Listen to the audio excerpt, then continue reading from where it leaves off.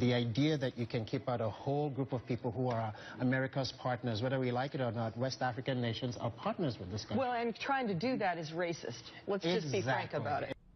All right, folks, that was MSNBC. We're joined right now by Senator Chuck Grassley, a senior senator from Iowa and member of both the Senate Judiciary Committee and the Senate Finance Committee. Senator, welcome. First of all, you and the others on the Judiciary Committee wrote a letter to the president demanding a ban on travel from the countries that are infected by Ebola. When you hear this kind of talk that it's somehow racist to consider that, what's your reaction? America, for public health reasons, has been quarantining people for a century or more, and it's part of our effort to control things. So it's ridiculous to say it's racist. If this was coming from Europe, I'm sure that we would do what we could to keep people from Europe out of our country, and it's good public health, and so that accusation is ridiculous, and we ought to forget about it. We ought to do what the American people say we ought to do. We ought to do what common sense says we ought to do. Does it mean that we ought to change anything else from a health delivery standpoint or a health protection standpoint? No. Do we know for sure if not issuing visas to people in West Africa is going to help or hurt? No, we don't know, but we think it will help contain it. And we ought to try all things.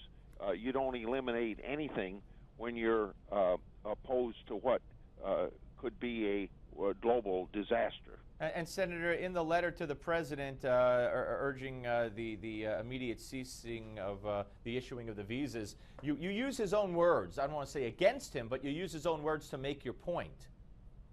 Yes, because I think we ought to remind him of what he says.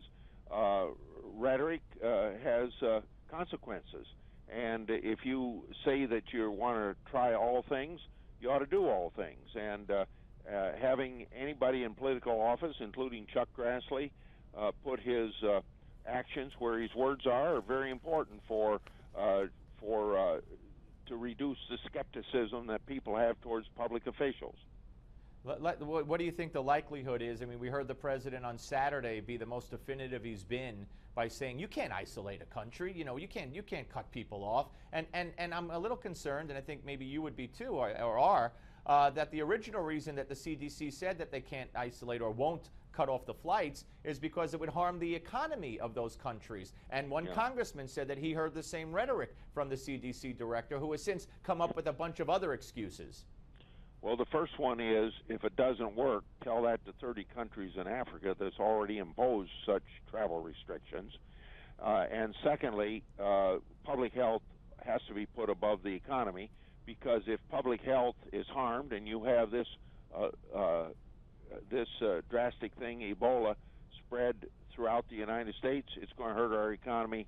So it's a necessary preventive to making sure the economy stays strong. Senator, this report that is out that was issued at your request, showing that thousands of federal workers are on paid leave, sometimes for months and months and months at a time. How is that possible? Well, it's possible because, first of all, there's no law that provides for it or any law that prohibits it, and it's what agencies can get away with, and it's and except for an OPM policy, there's really no public policy that allows for it. And probably when you got hundreds of different government agencies and almost 20 cabinet level people all administering it in a different way, it brings about, first of all, the ridiculousness of the fact that you could have 200 and some federal employees on administrative leave for 1 to 3 years. You can have thousands on some sort of administrative leave, costing, I think, $700 million of taxpayers' money, and that's only 60% of the federal agencies that have been reviewed, so It's probably a bigger figure. Something's got to be done, and that something is something that I think Senator Tester of Montana and I will be pursuing some legislation to establish a congressional policy of what is a legitimate administrative leave, putting some restrictions on it. But I see the overuse of administrative leave, of lack of management making decisions on specific employees, and it being abused and costing the taxpayers a lot of money, and it's ridiculous. Well, Senator, good job in finding that out, and I hope you do get to introduce legislation. Thank you very much. A pleasure speaking to you, sir. You bet. Thank you. Senator Call Chuck, anytime. Thank you. Senator Chuck Grassley, ladies and gentlemen. Up next, the fact checker of the Washington Post.